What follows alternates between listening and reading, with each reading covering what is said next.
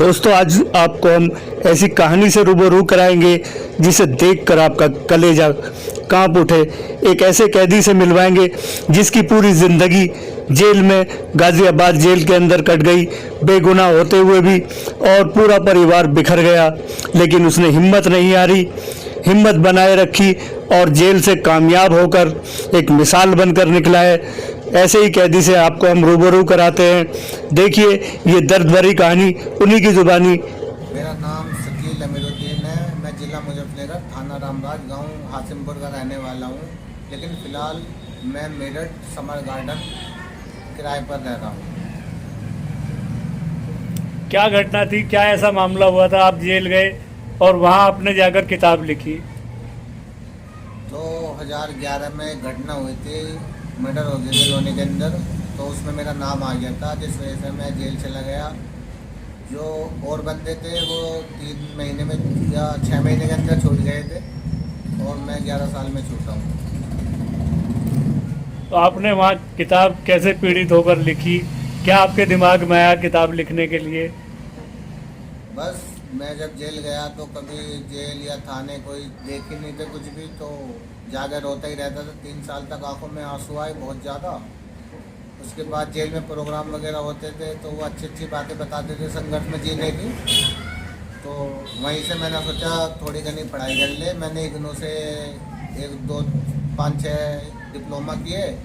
उसके बाद आंखों के आंसू रुकते नहीं थे, तो फिर मेरे दिल की बातें, दिल का दर्द, कुछ लिखने का ख्याल आया, तो मैंने फिर ये बुक लिखी।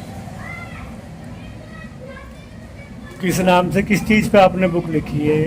ये गुले मुकद्दस के नाम से बुक है, और बस मेरे दिल का दर्द है, यानी कि इसमें मैंने कविताएं वगैरह है, कहानियाँ जो देश के लिए भी हैं, माँ बाप और मेरे लिए भी है। आंसू बहुत थे, तो पहली मैंने कविता लिखी जब जेल से मैंने इग्नू से 4-5 डिप्लोमा किए, तो जेल वालों को बहुत पसंद आई बाहर।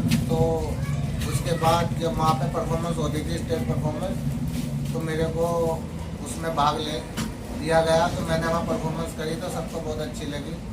उसके बाद फिर लिखने का थोड़ा जुनून सा चढ़ा, तो फिर मैंने कुछ कविताएं अपनी बुक तैयार करी।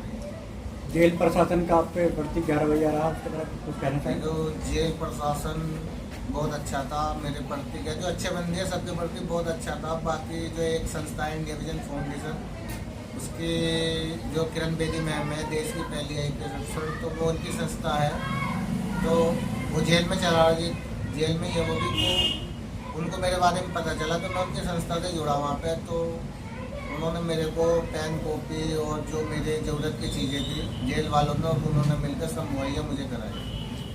पूरे प्रशासन के बारे में जिन्हें सबसे ज़्यादा आपकी हेल्प की हो, ऐसा है? देखो, मेरे को तो जो सबसे ज़्यादा हेल्प की है वो एक अधिकारी थे वहाँ पे, दत्तीराम मौर्य जी, सुप्रीडेंट सर, और एक डॉक्टर साहब थे सुनील त्यागी जी, और आलोक सिंह सुप्रीडेंट सर हैं। बाकी किरण बेदी मैम है और उनकी पूरी संस्था है जिन्होंने मेरी हेल्प की।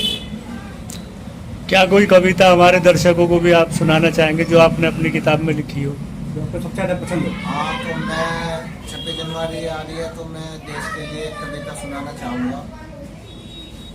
जम्मू कश्मीर के पुलवामा के अंदर 44 से ज़्यादा वीर शहीद हुए थे, तो मैं उनके लिए, उनकी याद में कविता सुनाना चाहूँगा कि हम अपनी आँखों में वतन का एक ख्वाब भर चले, जी रहे थे हम वतन के लिए मर चले, कि हम अपनी आँखों में वतन का एक ख्वाब भर चले, जी रहे थे हम वतन के लिए मर चले, खुश रखना प्यारे वतन को है वतन के चाहने वालों, हम दोस्ती जिंदगी से नहीं आज तिरंगे से कर चले।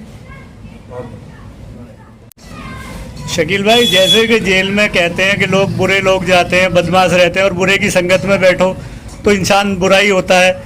आप जेल में रहे, आपको कैसा लगा, कैसे लोग थे वहाँ के, और कैसे आपको अच्छी सीख मिली?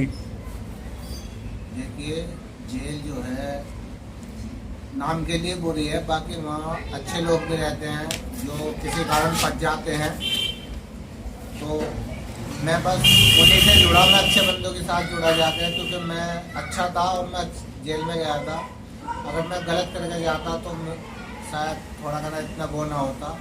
तो संघर्ष में आंसू जो मेरे बस संघर्ष के रहे, उसके बाद अब बाहर छूट के सब कुछ अच्छा लग रहा। कानून से इंसाफ की उम्मीद है। हाँ, कानून से पूरे इंसाफ की उम्मीद है।